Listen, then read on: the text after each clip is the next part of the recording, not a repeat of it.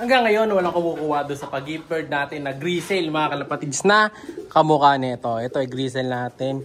So, lahi dito ng Speedbird. So, bali pamangkin to ni Grisel na ating Alphonse Vandenbroek. Ito yung nanay niyan. Ayan. Nanay niya to.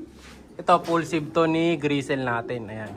So, hindi natin ninaalis tong isa na to dahil full sieve nga yan.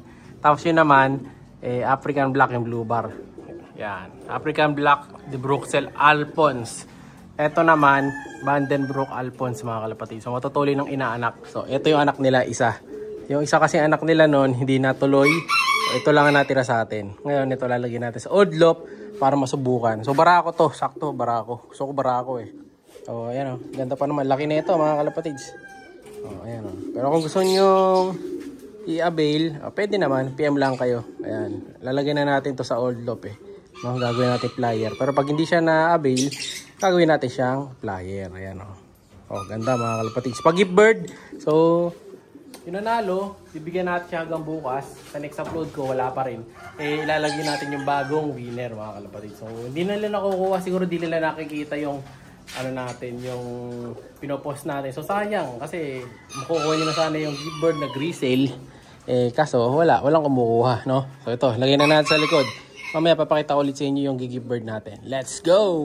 Siya si Idol Madla, nakakahanga, may mga hawak, gandang linyada. Ika'y inspirasyon kung bakit hanggang ngayon ako'y palaging kumakarera.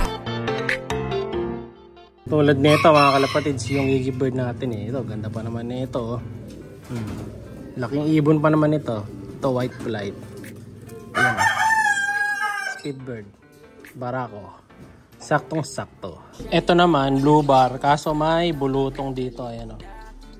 Ano naman to? Japan. Ayan, ganda. Kaso may bulutong sa kabilang mukha eh. Pero di bale, lalagay naman natin to sa sa Dreamloop naman to. Ayan, Japan line. Maganda din, kaso may bulutong. Ito naman yung anak ng inbreed ducks cross dun kay Lady Ana, mga kalapatid, sa pinsan ko na pinahiram ako ng ibon. Ayan, pinahiram tayo ng lap winner niya. O, ito yun, may bulutong din eh. Yan, kabila pero to, tetry natin to. May bulutong yan. Gagaling din naman yung bulutong lang. Ayan, yung bagwis niya. Speedbird to.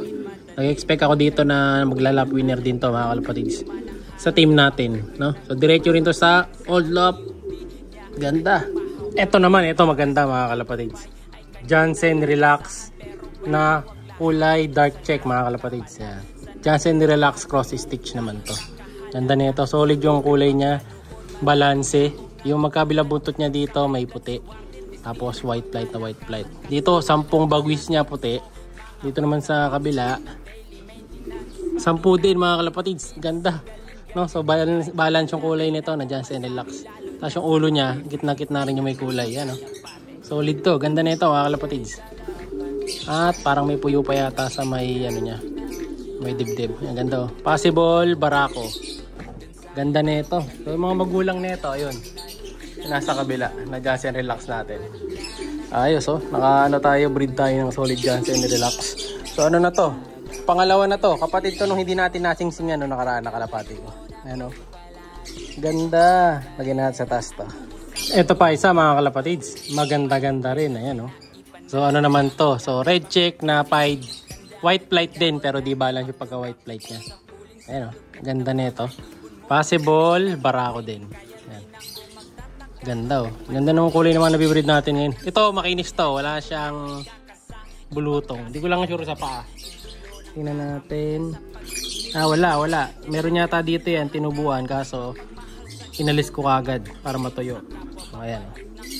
Ganda, oh. Nakapag-breed na naman tayo ganitong kulay. No? So, ito naman, Imbrek Alphonse Stitch. Solid din, no? Ayan, oh. Baka gusto ganito. Sa din to? Old Lock. Ay, hindi. Sa Dreamloop ko nalalagay ito para matry natin sa Dreamloop. Okay. Ito, kapatid nun, mga kalapatids. Noong una kong pinakita kanina. Full sieve niya yun. Possible lehen to. Kaso, may bulutong sa mukha to. Ayan, unlike nung isa makinis. Pinagiwalay ko kasi sila eh. Ito pinasitar ko sa iba. No? Sayang, na-reject ko. Kabulutong eh. Pero mawawala din yan. No? Mga lang to. 2 weeks.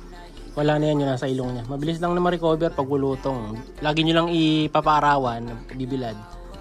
matutuyo din kagad. Ito, tuyo na to. Ano, malalaglag na to ilang araw. No? So, babakbakin ko rin kapag nakita kong pwede nang bakbakin. Ayan, possible hen. Kapatid nun. Ito naman blue check mga kalapatids. Anak naman to nung nanay ni Kobe Jr. natin mga kalapatids. Bali mga kapatid ni Kobe to. Ayan, mga speedbird din. Tapos yung pinaharis ko doon is yung producer natin ng auction. Ayan. Ganda mga kalapatids. So, speedbird din to. Ayan o. Possible, parang barako to. Malaki katawan. Ganda rin mga kalapatids. Oh. Solid young bird. Speedbird. Ito, kita nyo naman. Batang-bata pa mga kalapatids. Kapatid nung isa kanina to. Mukhang ito yung babae. Siya yung mas maliit eh. Ayan o. Speedbird din to. Kaso, bata pa. Pero wawalay ko na sila. No? Kahit sinusubuhan pa. May isip pa buntot na ito. Ayan o. Pero wawalay na natin para di malaspag yung magulang. Speedbird. Yung anak naman ni Grisel Lawi natin. Saka nung isa pa nating lap winner. So, double lap winner magulang na ito mga kalapatids. So, ito na siya. Ayan. Ganda na oh.